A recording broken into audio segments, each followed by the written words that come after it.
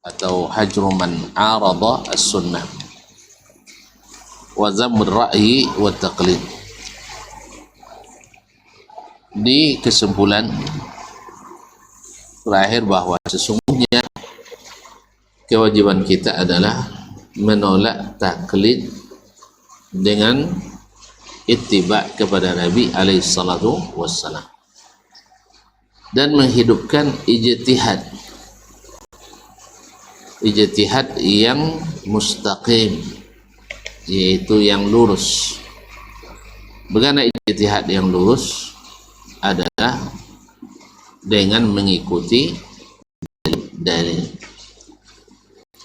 Jadi ketika ada dalil tidak berijtihad lagi, karena la ijtihada ma'a an-nas. Tanpa mengikuti hawa bi hududil insaf, tapi tetap pada batas-batas yang adil. Nah, sekarang apa yang dimaksud dengan al-ittiba? Makna al-ittiba wan nahyu anil aqwalil mukhtara'ah. Apa makna ittiba dan larangan melakukan atau menciptakan pendapat-pendapat baru? Misalnya suatu masalah itu sudah dibahas oleh para pendahulu, lalu kita ciptakan pendapat yang baru, dan ini termasuk yang dilarang oleh para a'immatus sunnah, karena berarti itu pendapat yang syadz. Ulama-ulama dulu yang lebih alim dari kita, mereka tidak berpendapat seperti itu. Lalu kita menciptakan pendapat yang baru, berarti punya andil menambah banyaknya khilaf.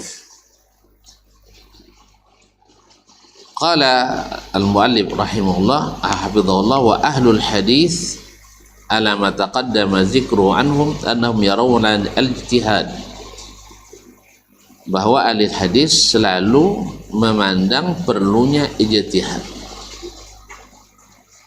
Tentu bagi ahlinya, berijtihad bagi ahli ijtihad, punya kemampuan. Wa yanbuzuna at-taqlid, dan mereka membuang jauh-jauh sifat taklid. Fahum kadzalika la yastawassa'una ila hadil khuruji an ala a'immatis salaf wa ulama'il millah biqaulin jadidin mukhtara' lam yusbaqu ilaihi. Tapi mereka tidak pula sebebas-bebasnya sampai keluar pula dari pendapat para imam, pendapat para ulama agama ini dengan merekayasa pendapat baru yang belum pernah ditemukan orang dahulu, yang belum pernah ditemukan oleh orang dahulu. Mimma lam yarid zikruhu an imamin min a'immatis salaf wa alami sunnati wal jamaah, yaitu pendapat yang tak pernah dikatakan oleh seorang pun imam di kalangan salaf atau ulama ahli sunnah wal jamaah.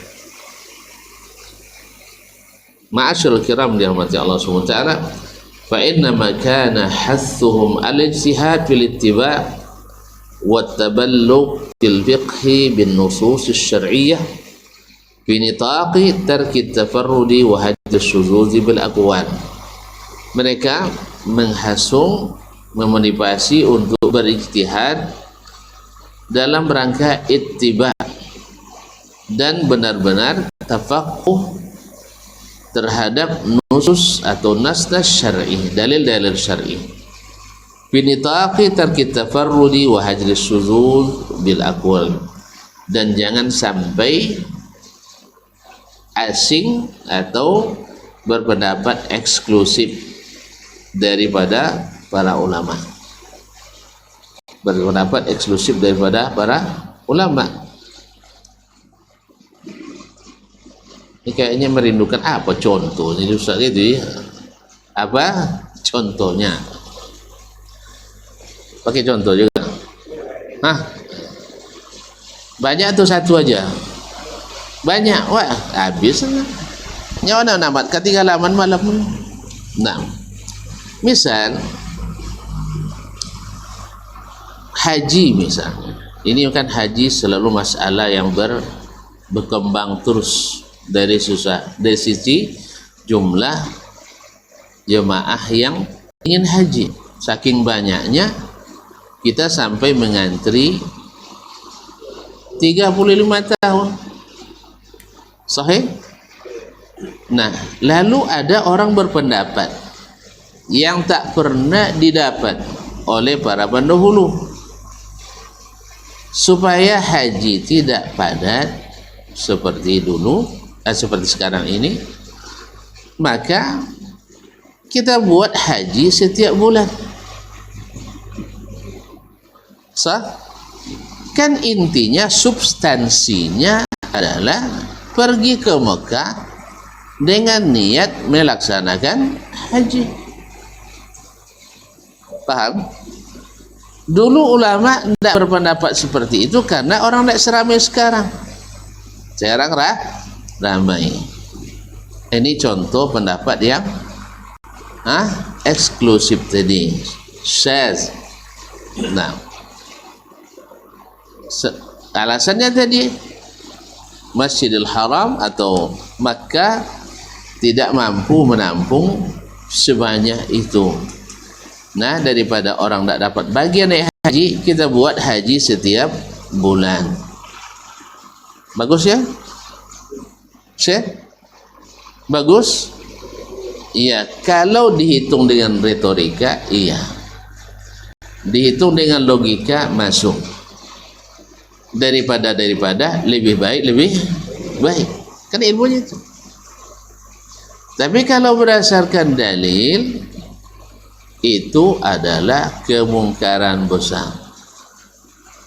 Sebab Allah sudah menetapkan bulan-bulannya. Al-Hajju Ashhurun Ma'lumat. Baik. Ada yang lebih mendekati, tapi tetap juga jauh. Tidak, bukan haji setiap bulan, tapi haji itu jangan hanya wukuf sekali. Kan sekarang ini kan bulan haji kan 3 apa 2? Bulan haji. Kapan dimulai bulan haji? Zulqa'dah, Zulhijjah. Berarti rentang Zulqa'dah, Zulhijjah berapa hari itu? 2 bulan, baik. 60 hari, kok gitu aja kok repot. 60 hari. Sah? Sekarang 60 hari ini dioptimalisasi sekaligus efisiensi. Paham tak? Jadi kalau pelaksanaan haji selama ini mulai tanggal 8, 9, 10, 11, 12. Ini nafar awal. Berapa hari? 1, 2, 3, 4, 5 hari. Sah? Sekarang dibuat bergiliran 5 hari. Mulai 1 Zulqa'dah. Rombongan 1 mulai tanggal 1 Zulqa'dah, pergi hari Tarwiyah ke Mina. Tanggal 2 pagi menuju Arafah untuk wukuf di Arafah. Maghrib tanggal 2 berangkat ke Muzdalifah untuk mabit di Muzdalifah. Sebelum terbit matahari besok menuju Mina, melontar 3 jumrah atau 1 jumrah? 1 jumrah Aqabah. Nah, setelah itu pergi tawaf. Karena waktunya sempit, digabung tawaf ifadah sama tawaf wada. Habis itu pulang ke negeri atau negara masing-masing. Balik ke Mina, maksud saya. Balik ke Mina untuk melontar jumrah selama 2 hari, tidak boleh 3 hari, tidak boleh nafar tsani. Semuanya nafar awal biar cepat. Sah? Jelas ya? Nanti tawaf ifadah dilambatkan setelah lantar jumrah tadi di hari ke-12, terus tawaf ifadah sekaligus tawaf wada, habis itu pulang. Berarti berapa kali dapat itu? 60 dibagi 5. Pak, gitu aja kok payah. 12 kali. Nah, 12 trip. Gimana kira-kira? Solusi juga kan? Hah? Tapi terbayang tuan-tuan gimana cara mengaturnya itu? Nah, ini juga ada yang berpendapat seperti ini. Yang tak pernah terbayang oleh para pendahulu. Sekali lagi pendapat syaz, eksklusif. Baru-baru ini aja, bukan ulama, para pemikir, para peneliti. Contoh lain lagi. Tahu enggak? Masjidil Haram ini kan milik kaum muslimin seluruh dunia. Sah? Oleh sebab itu, maka kepengurusannya harus diinternasionalisasi. Jangan hanya didominasi oleh Saudi yang notabene Wahabi. Sah? Supaya setiap umat negara Islam dapat bagian mengurus Masjidil Haram, supaya hidup demokrasi. Masya Allah. Dah, tidak pernah pendapat ini terlontar oleh ulama manapun dulu. Jelas? Sekarang lahir pendapat seperti ini untuk mengejar devisa. Cuman itulah terbayang oleh saya, kalau sempat dapat giliran orang Indonesia ngurus, terbayang saya listrik sering mati. Tunggakan PLN tak terbayar. Ada tunda bayar. Masjidil Haram banyak bocor. Karena gedung-gedung pemerintah rata-rata bocor. Karena anggaran bocor, kata Pak Prabowo dulu. Masih ingat?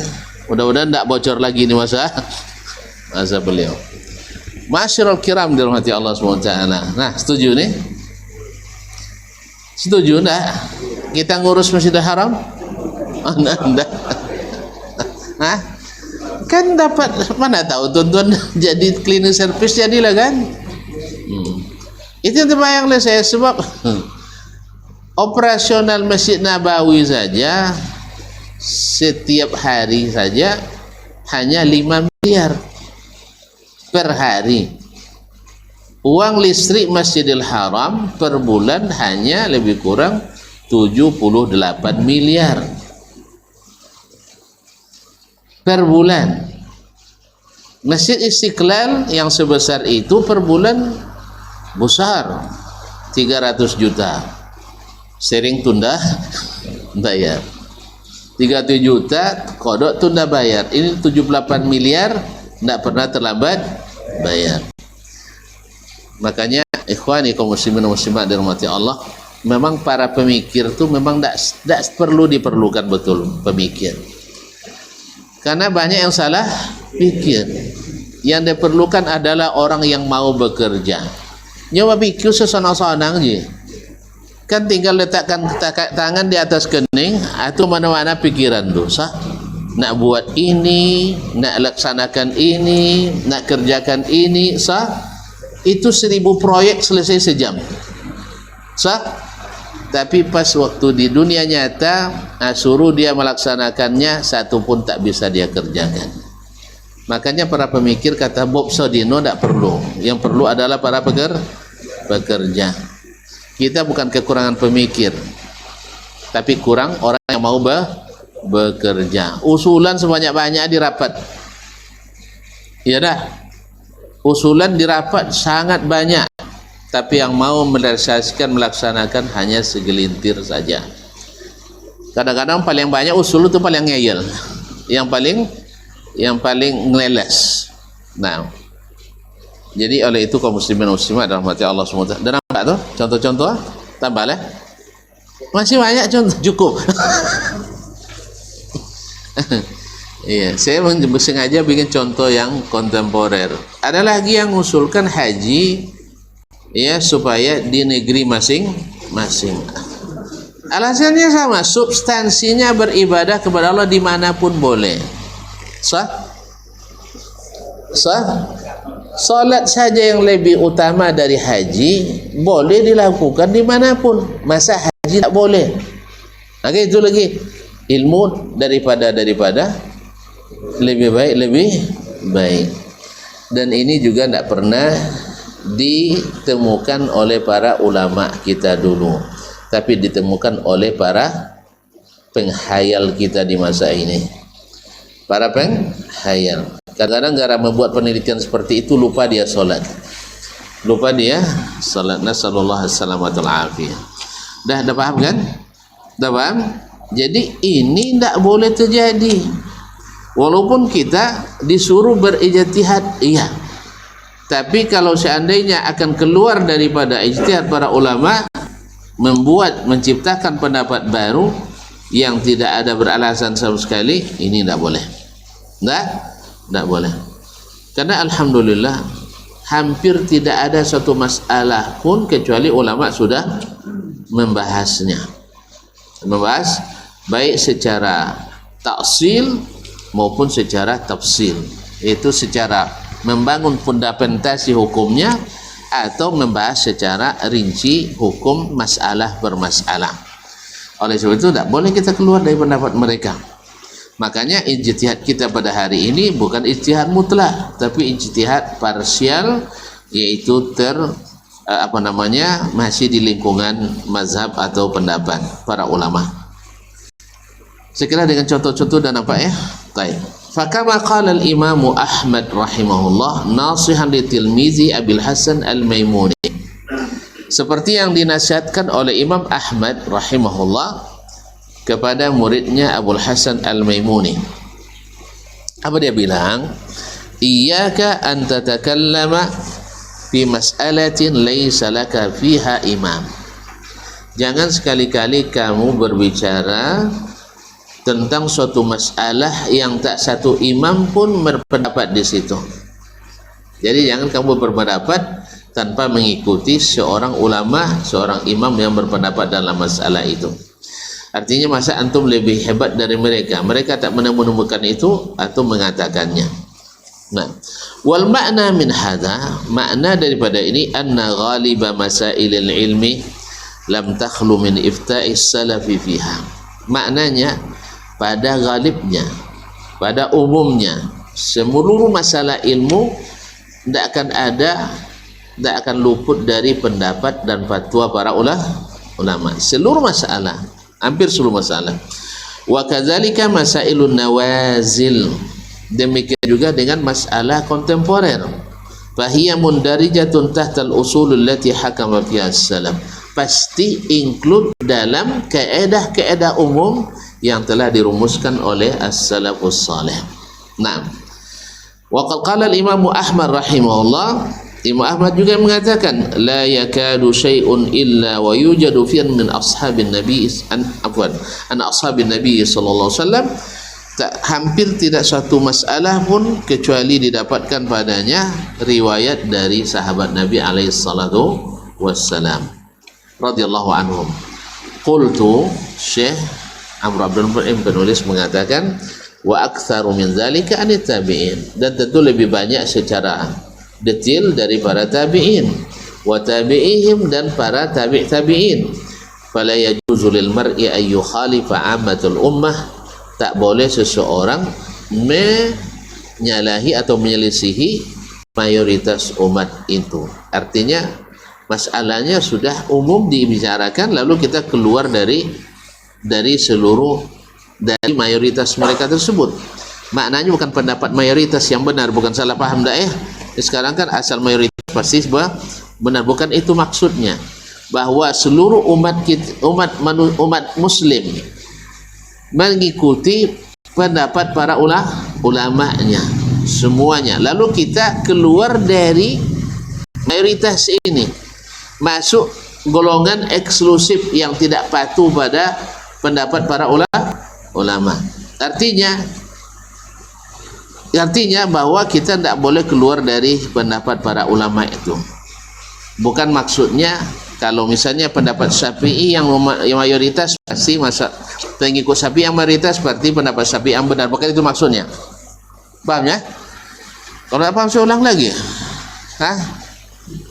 Sekarang umat Islam hampir semuanya tidak keluar dari mengikuti, tidak mazhab Hanafi, tidak mazhab Hambali, tidak pendapat Imam Ahmad, tidak pendapat Imam Asy-Syafi'i. Tidak ada mereka yang berani keluar dari pendapat para ulama itu. Paham ya? Nah sekarang kita keluar dari situ. Ini maknanya keluar dari mayoritas umat. Bukan maknanya seperti yang didengungkan oleh sebagian, kalau mayoritas berpendapat seperti itu, mayoritas pengikutnya itu yang harus diikuti. Paham? Itu hasil contoh lagi ya. Misal di Indonesia mayoritas berpemahaman mazhab Asy-Syafi'i. Jadi siapa yang tidak mengikut mazhab Syafi'i dalam setiap masalah di Indonesia pasti salah. Ini yang sering didengungkan oleh orang. Atau mayoritas berakidah Asy'ari Maturidi, sedangkan yang berakidah Salaf sedikit. Maka yang berakidah Asy'ari Maturidi itulah yang benar. Kalau itu yang dimaksud, enggak, itu bukan maksud Syekh. Jelas? Bukan itu yang dimaksud oleh Syekh di sini. Maksudnya adalah bahwa mayoritas umat Islam di seluruh dunia tidak keluar dari mengikuti pendapat para ulama, bukan membuat pendapat baru. Inilah mayoritas umat Islam, dan ini yang benar. Ada segelintir tadi yang saya bilang tadi, haji boleh haji boleh di Indonesia, atau orang Afrika boleh di Afrika. Ini tidak masuk dari mayoritas umat Islam tadi. Dia Islam katanya, tapi tidak patuh pada pendapat para ulama yang sudah ada, sehingga menciptakan pendapat baru. Ini adalah kalangan minoritas di kalangan kaum muslimin. Wa yasizzu biqaulin jadid laysa alaihi muwafiq min salafil ummati wal a'immah, sehingga dia eksklusif dengan membawa pendapat baru yang tidak pernah ada yang setuju dengannya dari kalangan as-salaf dan para imam. Fa innahu in i'taqada sihhata hadzal qawli al-mukhtara alladhi lam yafiq alaihi imamun qad faqad tuhama al-ummata bid-dhalal hatta atahu bi ra'yihi. Kalau seandainya dia berkeyakinan pendapat dia itu yang sahih, yaitu haji di Jakarta,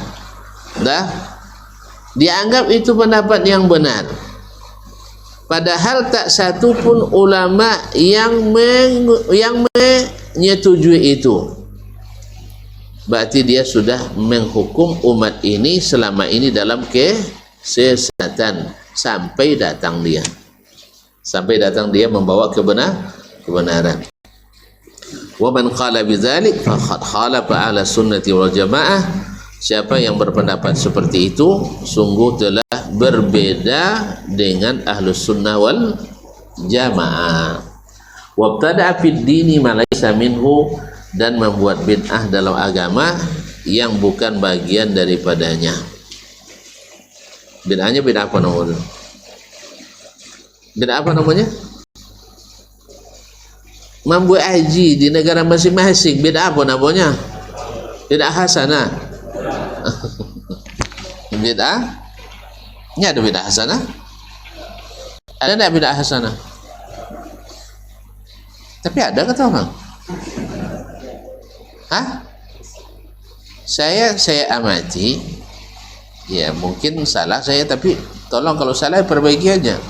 Saya amati tidak ada yang mengatakan adanya bid'ah hasanah kecuali orang yang terpapar bid'ah atau ahli bid'ah.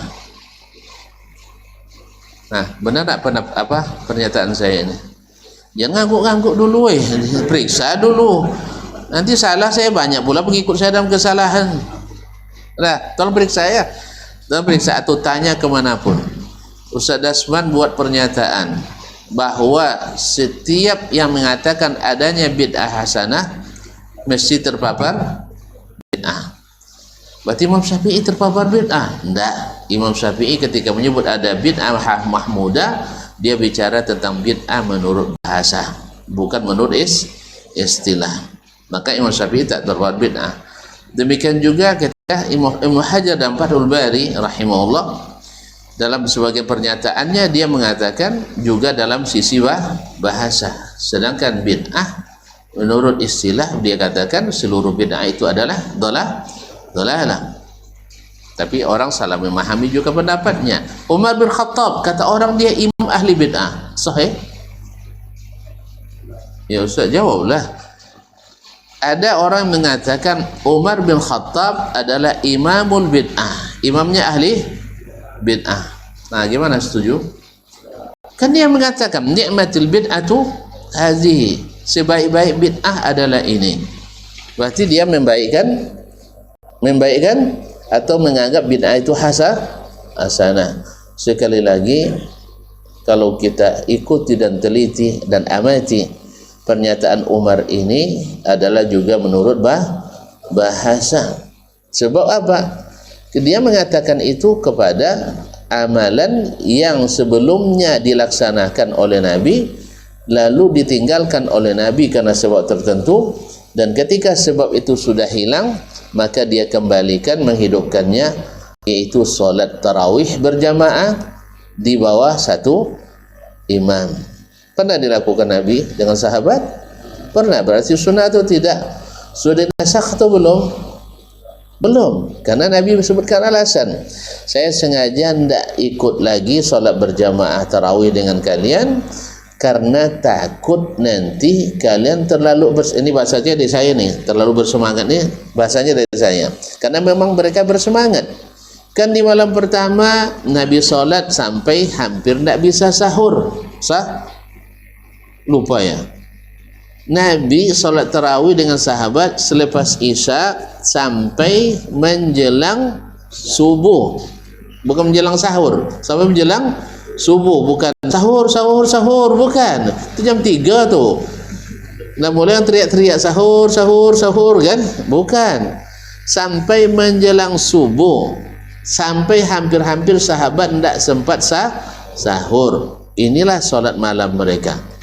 Semangat atau enggak itu ya? Atau jangan-jangan semangat yang 17 menit itu? 17 menit atau 7 menit? 7 menit. Tercatat di rekor muri. Masya Allah. Salat tarawih paling semangat. Semangat 45. Masya Allah. Dalam 23 rakaat selesai dalam 7 menit. Itu semangatnya sahabat tuh? Enggak. Mereka salat sampai hampir subuh bersama Nabi salat tarawih. Buktinya apa? Ketika mereka salat di malam kedua bersama Nabi, Nabi salat hanya sampai tengah malam. Kata mereka, laula nafaltana baqiyatan lailatina hazi ya Rasulullah. Kenapa tidak lanjutkan sampai menjelang seperti kemarin, menjelang subuh? Lalu kata Nabi SAW, man sallama al-imam hatta yansarif kutiba lahu qiyamul lailah. Tidak usah takut wahai saudaraku, karena sesungguhnya siapa yang solat bersama imam sampai selesai, pahalanya seperti solat semalam penuh. Alhamdulillah. Untung mereka bertanya, untung mereka semangat. Akhirnya kita pun walaupun kecil tetap dapat. Jadi kaum muslimin Umar ternyata bicara tentang bid'ah menurut bahasa. Tidak ada yang diada-adakan. Cuman ahli bid'ah memang suka yang seperti ini, subuhan. Karena memang dasarnya selalu subuhan, bukan dalil yang sahih dan sharih, tapi adalah subuhat yang nyata. Nasallallahu alaihi wasallam. Maka sekali lagi saya tidak mencabut ya apa yang saya katakan. Tidak ada yang mengatakan bid'ah hasanah kecuali ahli bid'ah atau terpapar bid'ah. Jadi kalau antum punya contoh yang tidak, saya siap untuk mendiskusikannya. Ayo kita diskusi. Kalau benar nanti saya cabut aja pernyataan saya, bisa salah, siap salah. Siap salah. Tapi yang terbayang dan yang saya ketahui sampai hari ini, setiap yang mengatakan ada bid'ah hasanah mesti ahli bid'ah atau terpapar bid'ah. Nasallallahu alaihi wasallam. Azab kita dulu. Baik.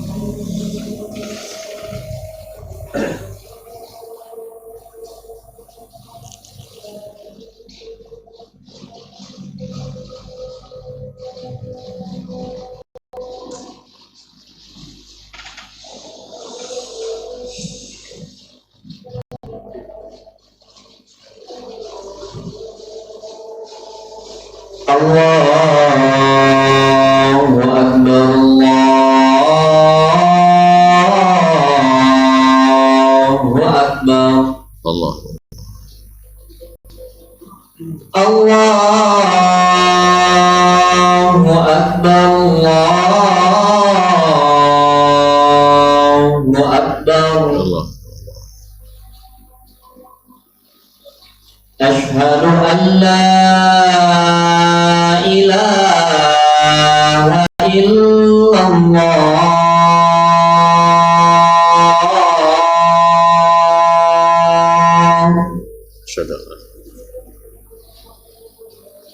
Ashhadu an la ilaha illallah.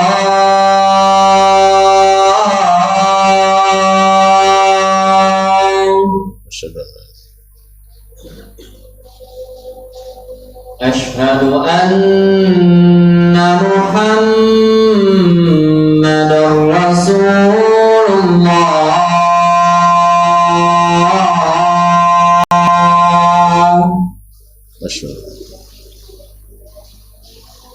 Ashhadu anna Muhammadar Rasulullah.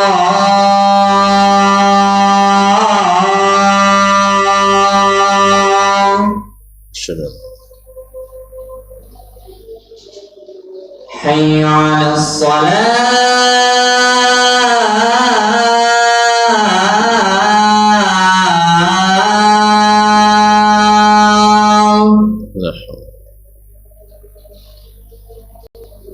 Hayya 'alas salah.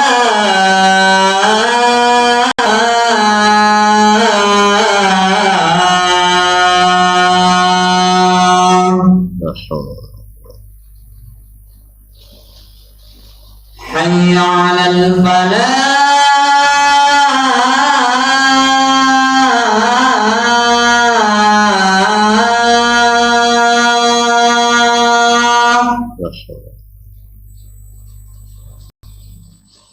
Hayya 'alal falah.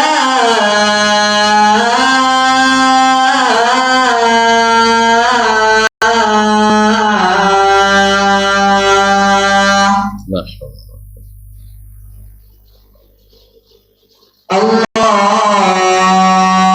Akbar, Allahu Akbar. La ilaha illallah.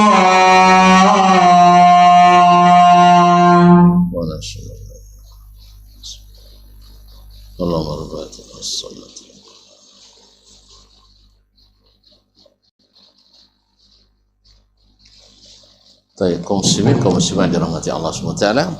Jadi wa man qala bidzalika faqad khalafa ahlus sunnati wal jamaah. Kalau ada yang mengatakan selama ini orang tersesat lalu dia datang bawa pendapat yang bagus yang tepat, dia telah menyalahi ahlus sunnah wal jamaah. Wabtada'a fid din ma laysa minhu, dan melakukan bid'ah dalam agama sesuatu yang tidak bagian dari agama. Wa inna ma yasa'u ma wasi'as salaf. Harusnya sebagaimana as-salaf, sampai di mana mereka sampai di situ kita boleh melangkah. Fahadha huwa makna ibaratul Imam Ahmad li Abil Hasan Maimuni. Inilah yang makna dari perkataan Imam Ahmad kepada muridnya Abul Hasan Al-Maimuni. Jangan membuat pendapat baru. Yani iyyaka an taqula fi mas'alatin laisa laka fiha imam. Jangan sekali-kali berbicara masalah agama padahal tidak ada imam yang kamu ikuti dalam masalah itu. Nah, qila lahu fa in qala qail fa madza ta'ni bil ittiba. Kalau begitu apa yang kau maksudkan Syekh dengan makna ittiba, yaitu mengikut? Qila lahu, jawabannya, al ittiba, seseorang baru dikatakan ittiba mengikut, huwal tizamus sunnah, yaitu komitmen dengan sunnah, melaksanakannya, bukan hanya menyebut diri sunnah tapi tidak melaksanakannya, tidak meyakininya, tidak menghidupkannya, justru menghidupkan lawan sunnah. Apa lawan sunnah? Ya bid'ah. Jadi awak dijadikan kawan, lawan dijadikan kawan, akhirnya nikah paksa. Kawin paksa loh ya, kawin paksa bagus ya, enggak, jangan bilang kadang-kadang bagus juga Ustaz katanya. Kadang-kadang bagus juga, kan berubah dia. Iya, kalau udah berkawan sunnah kan bid'ah, pasti yang dominan bid'ahnya, itu biasa itu. Berarti ada salah satu yang mengalah, ada salah satu yang mengalah. Nah, faqarawa wa athari sahabati, yaitu iltizamus sunnah, wa athar nabi, dan peninggalan Nabi alaihi salatu wasalam, wa athar sahabati, dan asar daripada sahabatnya, wal hadharu minal bid'ati wal hadathi fid din, dan hati-hati dari bid'ah dan perbuatan baru dalam agama. Makanya as-sunnah lawannya bid'ah. Jadi kalau sunnah kalau ada bid'ah hasanah, ada bid'ah dhalalah, berarti nanti bisa-bisa ada sunnah sayyi'ah, ada sunnah dhalalah. Nah, dan itu tidak benar. Sunnah secara bahasa iya, ada sunnatan sayyi'ah, tapi sunnah secara istilah syar'i tidak ada sunnah yang buruk. Ada sunnah yang buruk? Tidak. Sebagaimana bid'ah secara bahasa ada yang baik, ada yang buruk, tapi secara istilah ada bid'ah yang baik?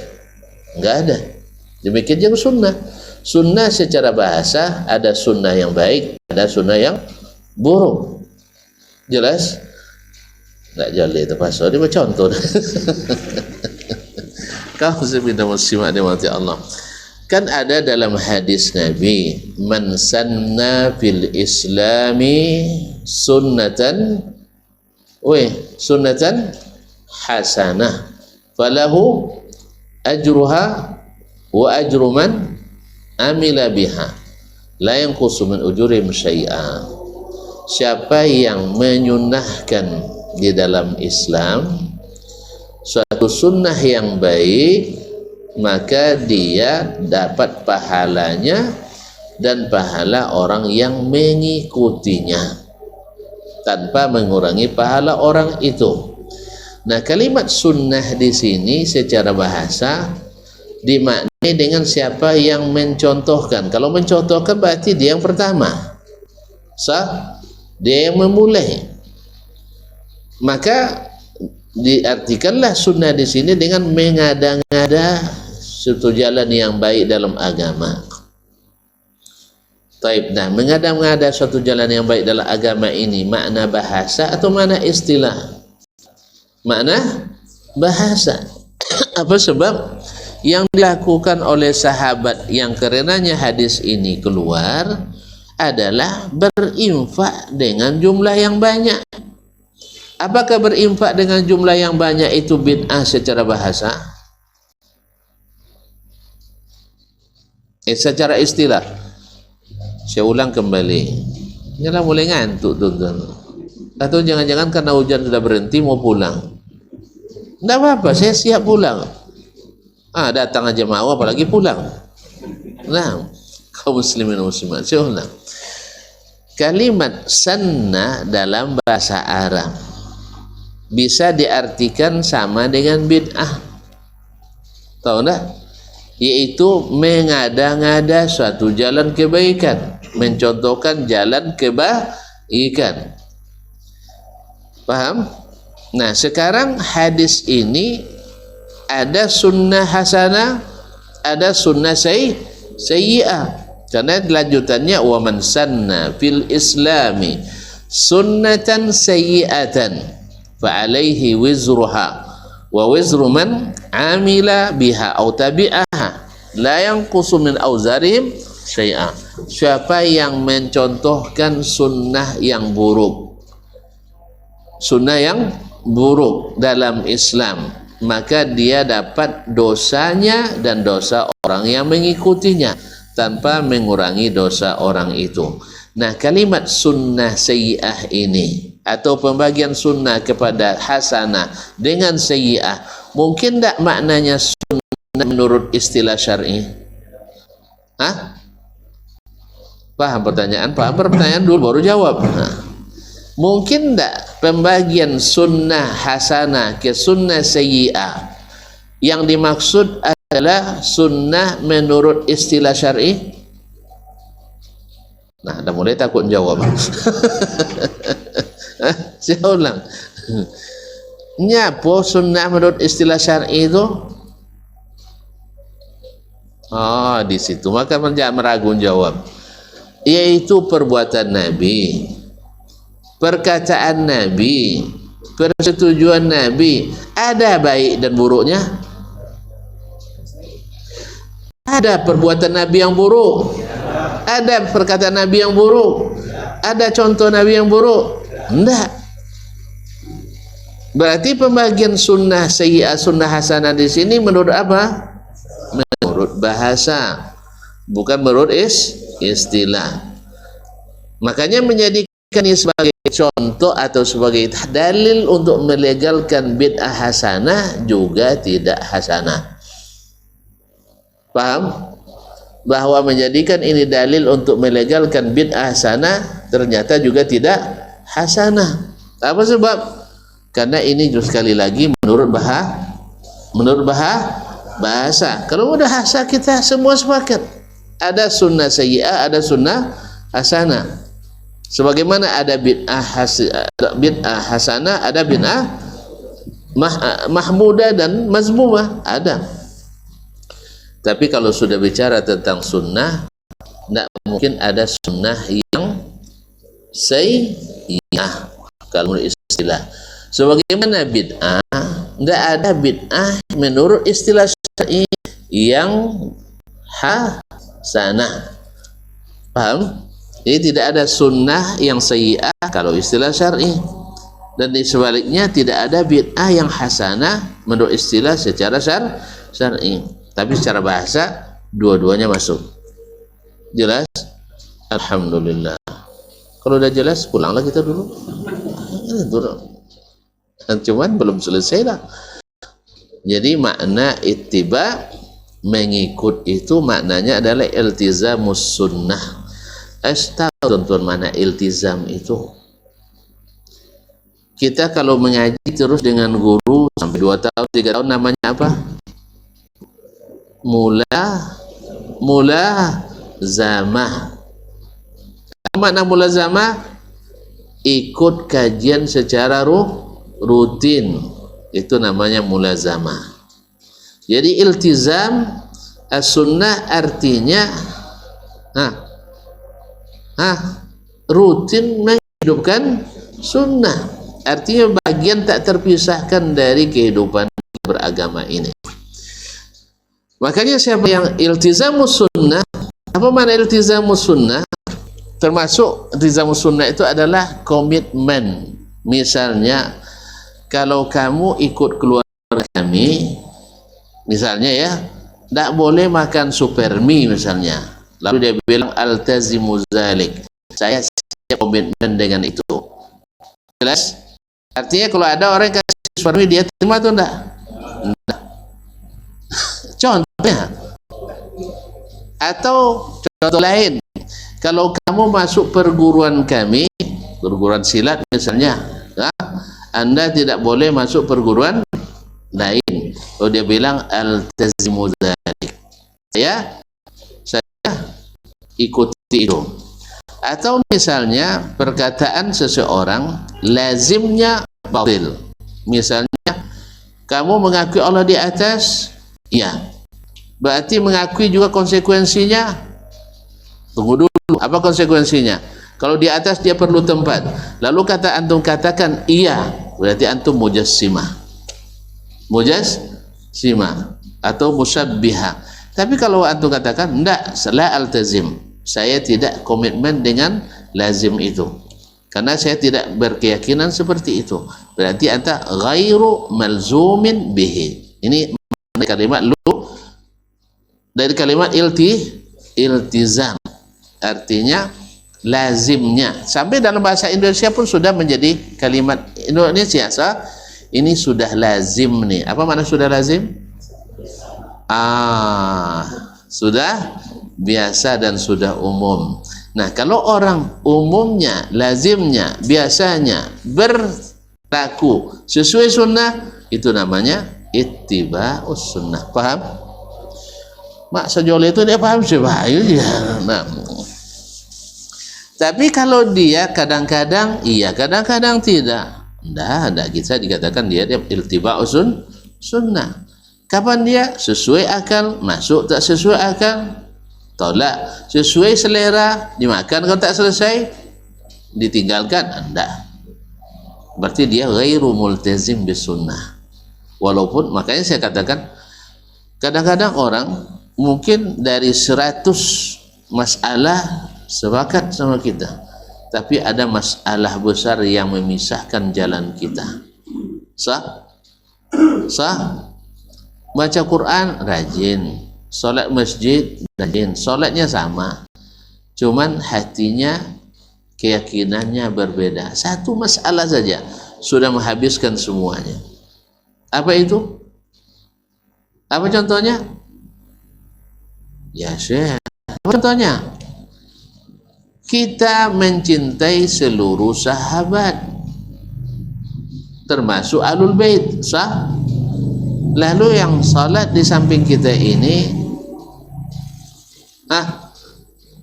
mencintai hanya Ahlul Bait saja, sah?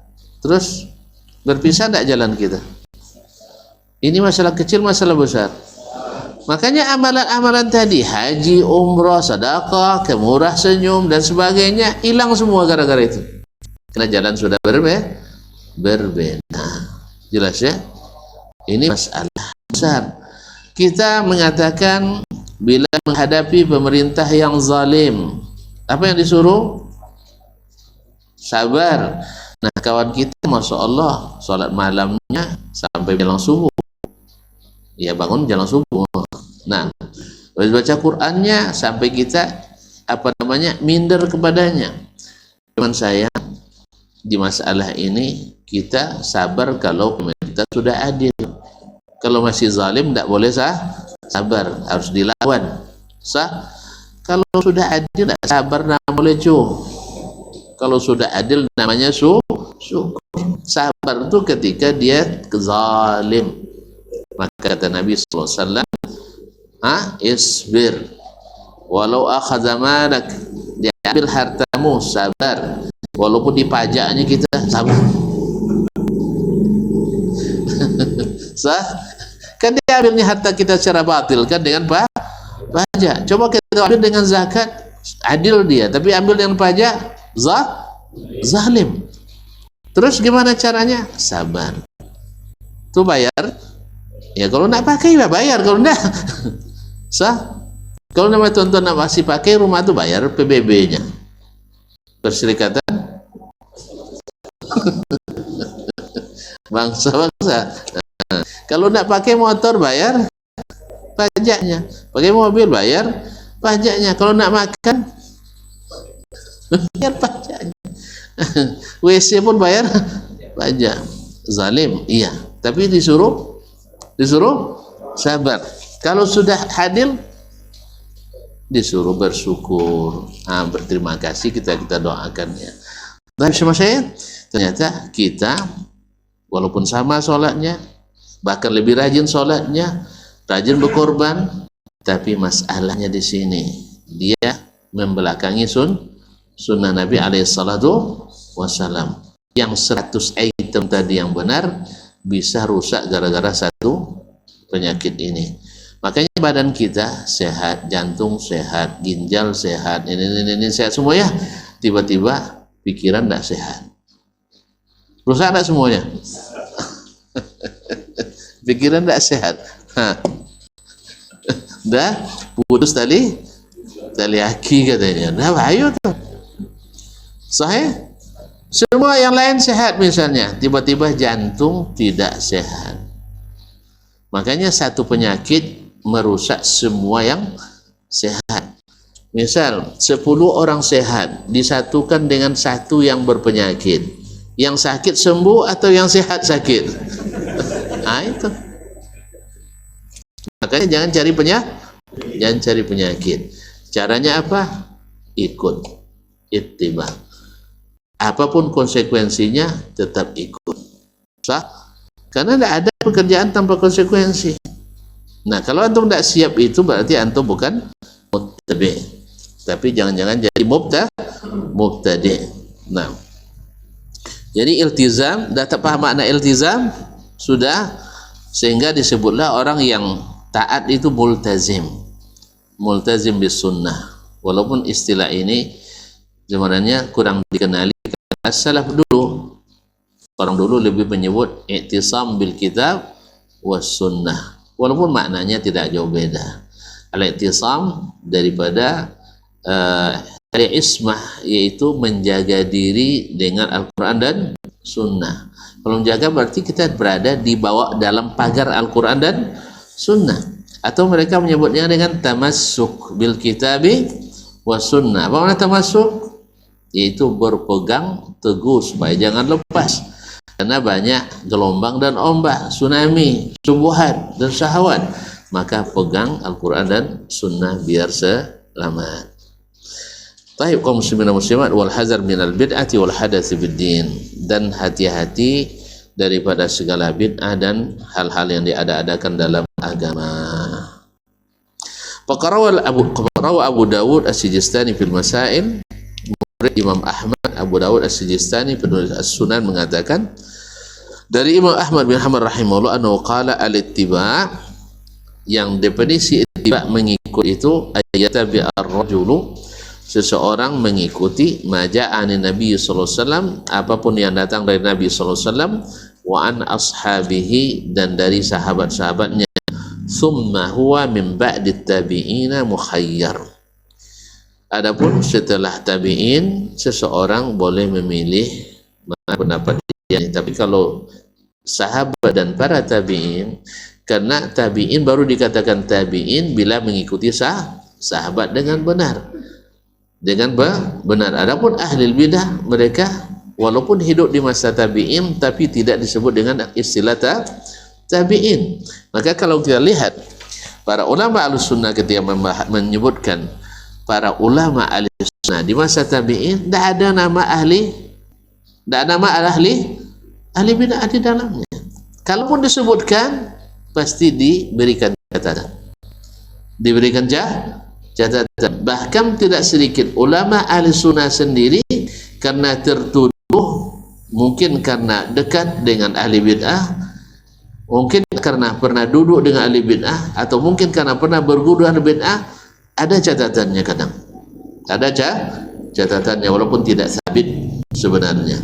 Nah, jadi fahadzal ladzi dzakara Imam Ahmad wa ma'na al-ittiba' inda salaf rahimahumullah, dan inilah yang dimaksud oleh as-salaf dengan ittiba'ur Rasul sallallahu alaihi wasallam, yang seperti yang tafsirkan oleh Imam Ahmad rahimahullahu taala. Nah, wa ba'du ahli al-ilmi min a'immati ahlis-sunnati wal jamaah qad yutliquna ala ismat taqlid ay lin nabi sallallahu alaihi wasallam wa li a'immati salaf. Sebagian ulama dari kalangan ahlis-sunnah, di kalangan salaf, menyebut dengan taklid. Ittiba itu disepadankan makna taklid. Kenapa disebut dengan taklid? Karena orang taklid itu ikut tanpa banyak tanya. Dan kita kepada Nabi memang harus seperti itu. Taklid kepada Nabi, ikut tanpa banyak tanya. Kenapa? Karena yang banyak tanya itu udah mulai meragukan. Orang kalau sudah mulai banyak pertanyaannya, mulai meragukan. Nah, kalau dengan Nabi boleh kita ragu? Enggak. Makanya sebagian ulama menyebutnya taklid ailin Nabi sallallahu alaihi wasallam wa li a'immati salaf, dan mengikuti para imam as-salaf. La taqlida a'immatil mazahib ala al-ma'na al-mazmum alladhi dzakarnahu anifan. Bukan taklid kepada imam-imam mazhab seperti yang kita sebutkan sebelumnya, bahwa apapun kata mereka mesti benar walaupun bertentangan dan bercanggah dengan sunnah Nabi alaihi salatu wassalam. Baik. Ini masuk masalah lain, yaitu masalah hujjah dengan pendapat para sahabat atau tidak. Karena masalahnya agak pelik sedikit juga lah ya, daripada tambah ngantuk tuh besok aja lah.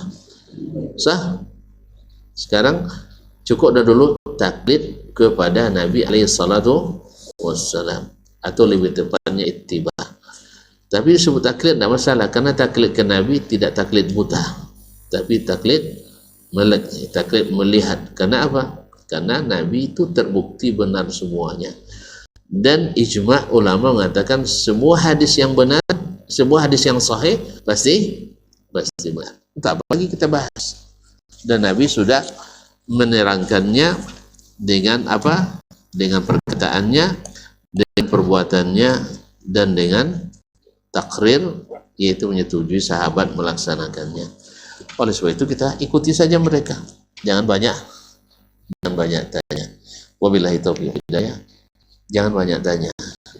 Nah, itu kan konsepnya, jangan banyak tanya. Kalau boleh bertanya, mulai ragu. Oleh sebab itu jangan banyak tanya. Kita tutup saja. Subhanakallahumma wa bihamdik, asyhadu an la ilaha illa anta, astaghfiruka wa atubu ilaik. Wassalamualaikum warahmatullahi wabarakatuh.